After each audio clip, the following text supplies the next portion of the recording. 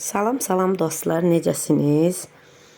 Sizə demişdim ki, immunite çatışmamazlıq üçün, halsızlıq üçün, ürək xəstəliklər üçün bir macun düzəldəcəm. Bu həmən macunu, bax indi tariflərini deyirəm. Baxın, deməli burada nə var?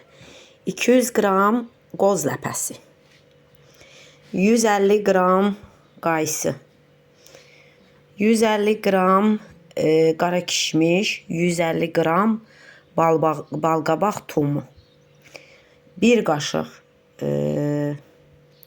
zəncəfil tozu, 1 qaşıq üyüdülmüş darçın, 1 banka belə təmiz bal.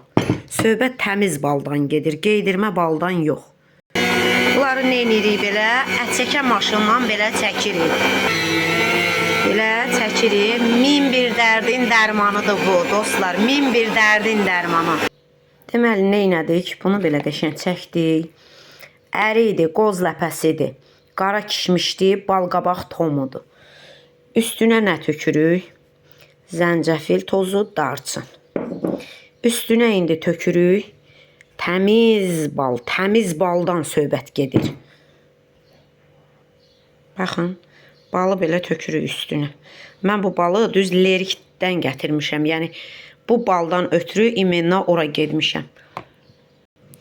Bunu bu cür düzəltdik, qarışdırdıq hər bir şeyi. Mən bunu özümə düzəldirəm.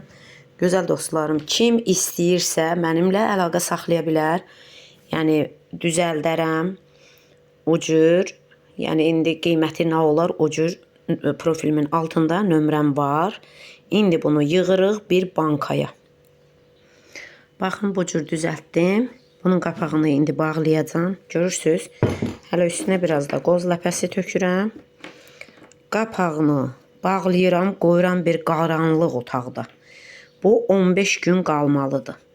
Sizə demişdim mən, biri mənə orada sual vermişdi ki, halsızlıq üçün nə var? Yəni, nəyi bilirsiniz? Bu, bax, halsızlıq üçün, ürək damar xəstəliklər üçün, ondan sonra mədə bağırsaq üçün, nə bilim, insanda zəiflik olmaq üçün, yəni bütün min bir dərdə belə deyim də dərmandır.